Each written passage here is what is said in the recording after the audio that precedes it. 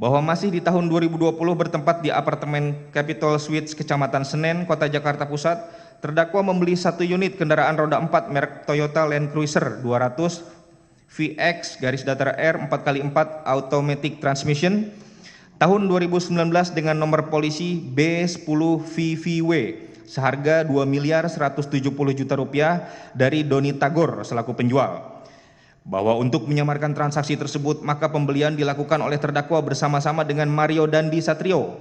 Kemudian pada kurun waktu tanggal 28 November 2020 sampai dengan tanggal 2 Desember 2020, terdakwa bersama-sama dengan Mario Dandi Satrio membayar pembelian kendaraan tersebut dengan cara sebagian dikirim ke rekening BCA atas nama Doni Tagor di rekening BCA nomor 554015342 dan sebagian lagi diserahkan tunai dalam bentuk valuta asing, yaitu sebagai berikut: tanggal 28 November tahun 2020 dengan nilai Rp20 juta, nama pengirim Jul Karnadi dengan cara transfer.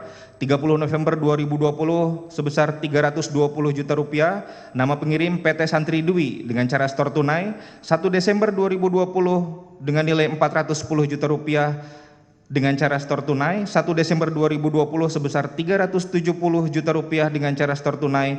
2 Desember 2020 Rp1.047 juta dengan cara membayar dengan USD dengan secara tunai.